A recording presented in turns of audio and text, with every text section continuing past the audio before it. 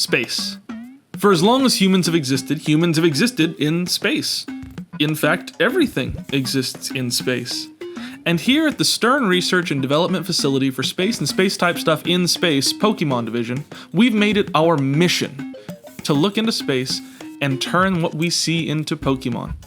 And today is no different. We'll be continuing our series of turning astrological symbols into Pokemon. So, without much further ado, let's go ahead and get started. I'm the Thesterninator, and welcome to the channel. Today we're going to be tackling another symbol. So far we have Libra, Pisces, and Aquarius, and we're going to be jumping on to Cancer.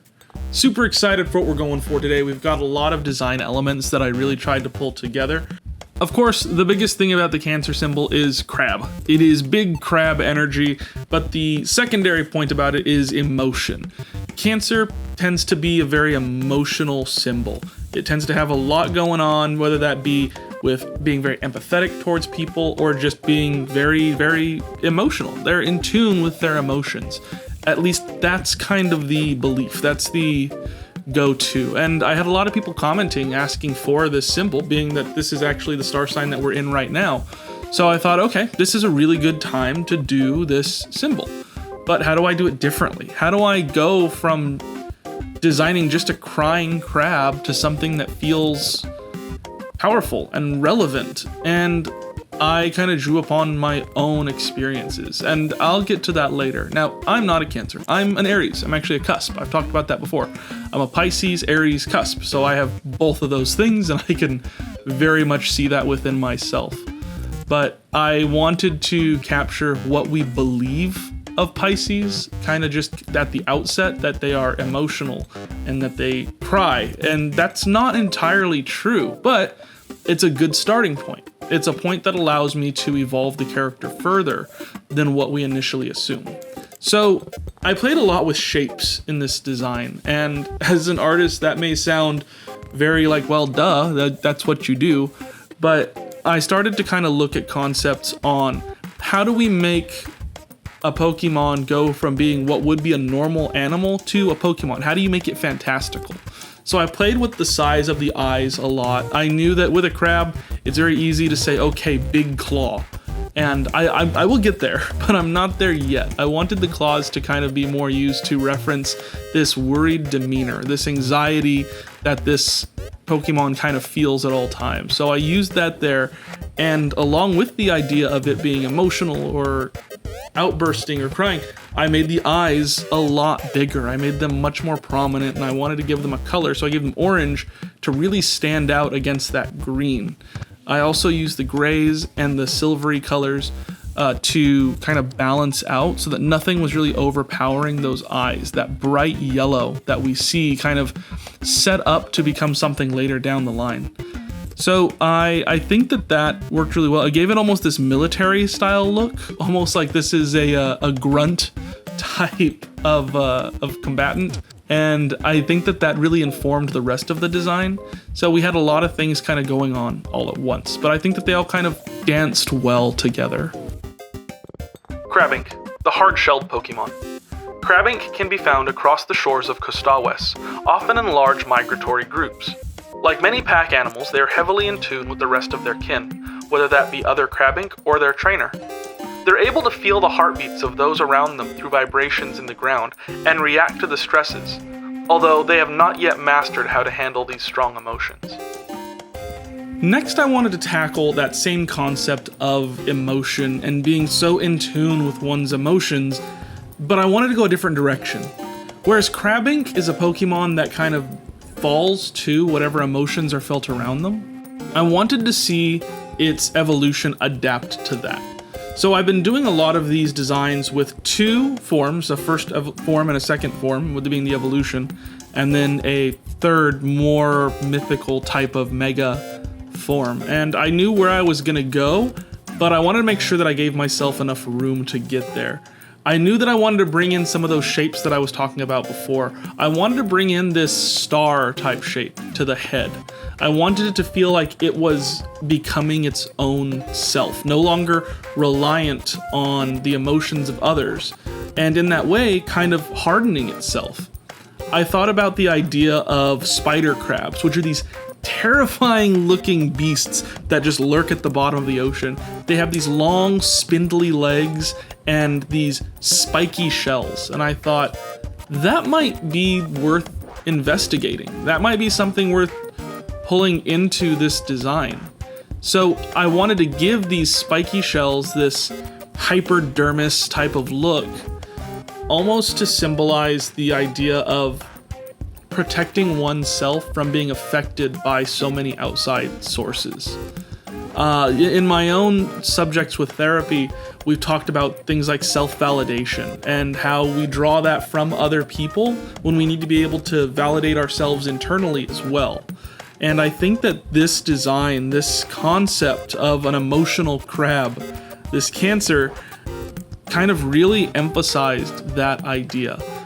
And I thought, if the first form is about validation from the outside, is about connecting with people on emotional levels, sometimes to the detriment of yourself, then its evolution should be something that is able to hold back those negative emotions. Probably still in some ways empathetic, still kind of feeling like a friend, but also able to block out those things and, in other words, rise above them, thus giving it these spider crab-like legs to literally rise above. It's a lot more confident now. It doesn't have that worried expression, and it feels like its own Pokemon. It feels like it can be its own character without having to have its definition reliant so much on those around it. I don't know, maybe I'm thinking too much into it. Maybe you're a Cancer and you're seeing this and you're like, yeah, no, I 100% get that. Or maybe I'm just, shooting smoke, who knows? But I know that I really loved this design. I loved being able to bring in that spider crab motif. I think that, Gigantamax Kingler has that idea with it, but I wanted to kind of make it its own. And I played with that for a little while, like, well, are we counting the max forms as their own Pokemon? Because if we don't, then there isn't a spider crab, but if we are, then there is. And eventually I just kind of threw all that out the window and said, look, I know what I want to do. I know what I want to design, and I'm going to design it. So here it is, and I was very happy with it. I think that those spikes are so cool, and creating that star-like shape on the forehead, I played around with that for a little while, and I am pumped about how it worked out. I think that is such an iconic shape to give to this Pokemon that really allows it to stand out as its own. Crabastian, the hard-shelled Pokemon. Its legs are finely tuned to track vibrations over large distances so that it can react not just to the movement of its opponent, but to their emotions as well. The hardened carapace and snapping claws of this Pokemon may seem daunting, but it is known to take lighter approaches to those that it senses will do no harm. In Costa West, children can be spotted riding on the back of this Pokemon as it delights in the joy of others, but can still hold strong against any would-be attacker. Research Log Addendum.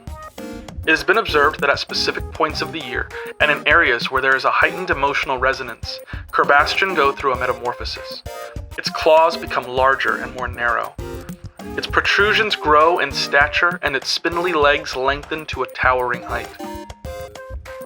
While its appearance may be daunting, locals to areas with large populations of this Pokemon have noted that in times of distress and natural disaster, it is smart to run under this form of Crabastian. Its claws stand ready to defend from incoming damage, and it turns itself into a sort of shelter for those in need. They say to keep your eyes on the Crabink, as they will often sense danger running off into the ocean hours before it arrives. But if the Crabink flee, and the Crabastian rush to you, then you know that the danger will be great. But you also know that you will be protected. I knew that this Pokemon would have to go through a couple different metamorphoses to get to where I wanted it to be. It's a very unique and difficult concept to get your mind around. A Pokemon that is all about emotion, but in much more positive ways. I think that we often kind of associate emotion with a negative. We associate it as, oh, well, you're too emotional. Oh, well, you're just a crybaby or whatever. And I think that taking that and giving it a form of power became kind of the mission of this design. How do you take the idea of a Pokemon that is all about emotion and make it something that is positive? So I came up with this kind of lore and backstory for Crebastion and Crebink, and I wanted it to feel like you could see, okay, this very emotionally in tune Pokemon, that the whole line kind of senses the vibrations and is able to use that to understand the emotions of those around them. How do we make that a tool, and how do we make that something that allows for a certain power to be shown? And that power is partially in this like terribly daunting and menacing appearance, but it's also in the actions of the Pokemon. That this Pokemon may look terrifying, but it is ultimately a protector. And I wanted that to really inform just the concept of what the Cancer symbol is. You know, almost giving power back to the idea that emotion doesn't have to mean, like being in tune with someone's emotions doesn't have to mean weakness. It can mean strength. It can mean being there for others in times of peril and times of danger. And when you live on a coastal city like the people of the Kostawis region, many do, having that is so much. Having that is just insane. This last summer, I was almost swept out to ocean by a rogue wave, and just the idea that there was an entire group, a society of people kind of living on the coast there who were able to take care of one another in those type of situations, it's truly amazing. Being able to put aside what your wants and needs are and instead realizing that others are just as valid. And that it was the driving force behind this whole line, and I'm really happy with it. I hope that all of you Cancers out there are happy with it too. I find that as I work on these more emotionally charged or creatively charged or what have you type of designs, I learn a little bit more about myself, and it's pushing me to keep making these videos, and I think that that's awesome. I know that I'm probably going to be taking a break around August because I do want to join in on the Smogus challenge put out by Subjectively Jack, so keep an eye out for that. You can follow me on all of my stuff, Instagram, Twitter, YouTube, and my Patreon, where you can get exclusive access to some videos that likely aren't going to be aired on YouTube at any time. Let me know what you think about this new little character of myself that I have. I am kind of testing it out, seeing what it can be, but let me know in the comments down below, and let me know what symbol you want to see next. I actually did a full draw of Capricorn that I'm going to end up redrawing because I drew the whole thing and decided, like, you know what, I'm kind of not liking the direction I'm going with this. I'm going to start over on it, but who knows? I may hop onto something else. I may stick with Capricorn. Let me know. And it sounds like you guys know where to find me. Bye.